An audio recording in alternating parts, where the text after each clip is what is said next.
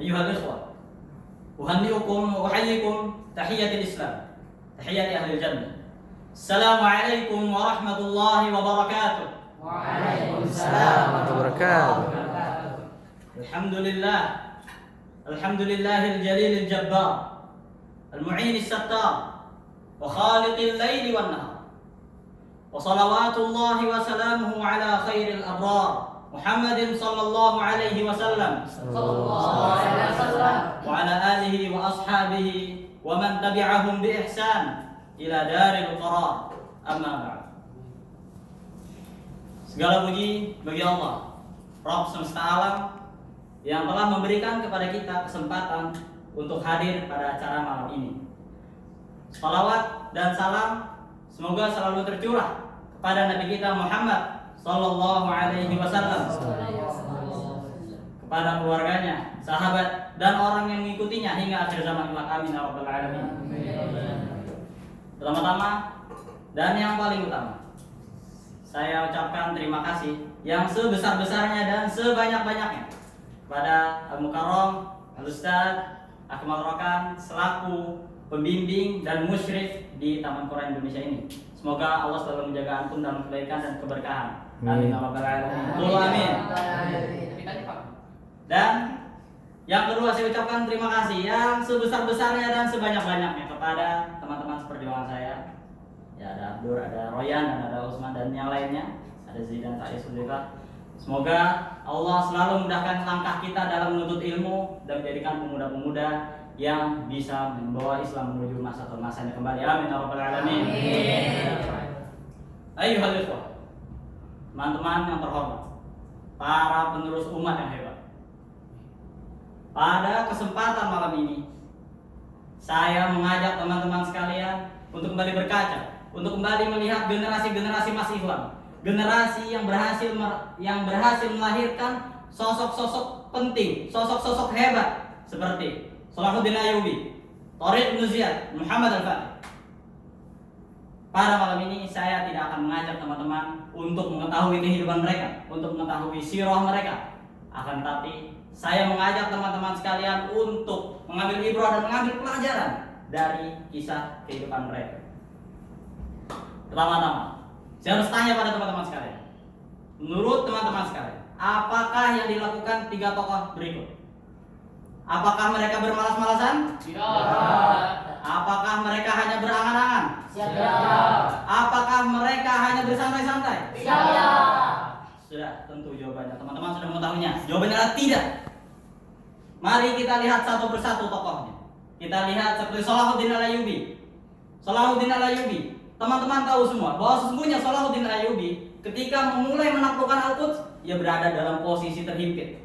Bahwa seluruh dunia Islam waktu itu dikepung oleh pasukan salib, pasukan dari Eropa yang terkenal amat sangat mahir berperang dan amat sangat kejam. Ia membantai semua orang umat Islam. Akan tapi berdasarkan fakta yang terjadi, Salahuddin Ayyubi tidak takut. Ia ikhlas menjaga niatnya. Ia berhasil menjaga niatnya supaya Allah membantu dia. Kalau sungguhnya ia menjalankan prinsip, menjalankan apa yang diperintahkan Allah. Allah berfirman, "Wala tahinu wala tahzanu wa antumul a'laun in kuntum mu'minin."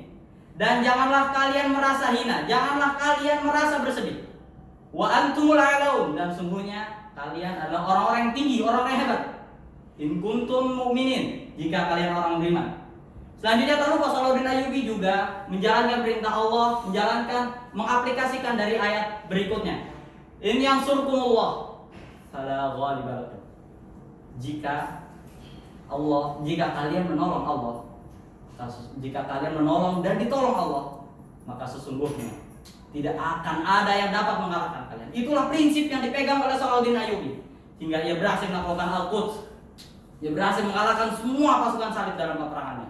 Pasukan salib berhasil dilibas, berhasil dikalahkan karena keikhlasan niatnya dan menjaga niatnya dan serta menjaga kualitas ibadah. Selanjutnya tokoh yang kedua akan kita pelajari adalah Thariq bin Ziyad. Teman-teman sudah tahu semua, sudah membaca sirah hidupnya dan menonton filmnya. Ketika peperangan di Wadi Laka hampir meletus, ketika malam hari sebelum memulainya perang Wadi Laka tersebut, apa yang dilakukan?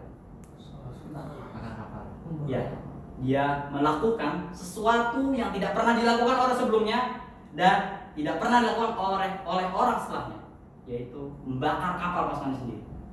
Ketika pagi hari menjelang, ketika pasukan sudah bersiap sedia untuk berperang, Tariq bin Ziyad membawa pasukannya mundur ke laut. Ia memperlihatkan kepada mereka bahwa kapal-kapal mereka sendiri telah hancur, telah terbakar. Tariq bin Ziyad tidak berwasiat apapun, tapi ia hanya berkata, di belakang kalian ada laut, di depan kalian ada musuh. Maka tidak ada jalan lain selain maju. Takbir! Allahu Akbar. Selanjutnya teman-teman, kita lihat sosok yang paling penting juga dalam sejarah Islam itu Muhammad Al-Fatih. Teman-teman sudah mengetahui sirah hidupnya. Pelajaran yang bisa kita ambil dari kisah Muhammad Al-Fatih ini adalah ia memiliki visi besar. Teman-teman tahu, ketika ia menaklukkan Konstantinopel berusia 21 tahun.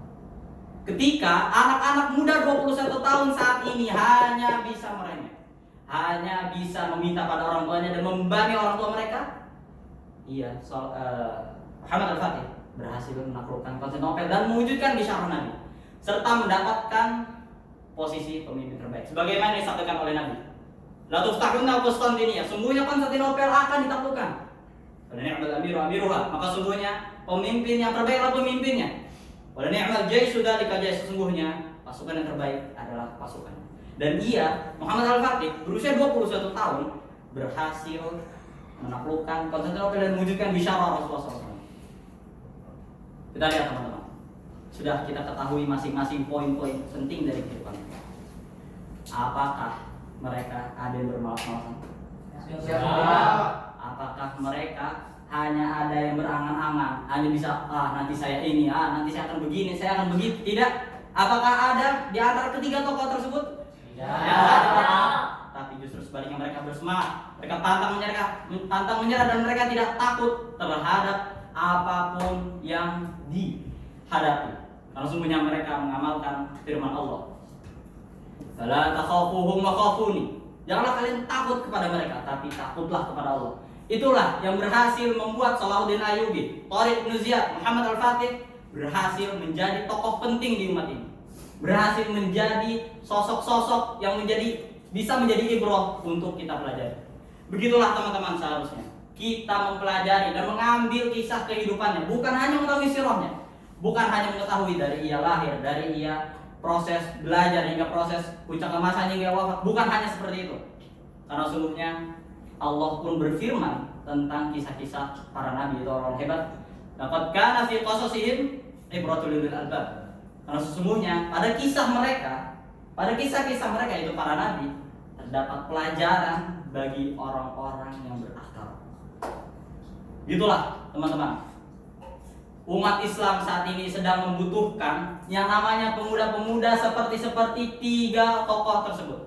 Pemuda-pemuda yang siap, yang rela berjuang dan rela bertumpah darah untuk membuat Islam kembali ke puncak kejayaannya.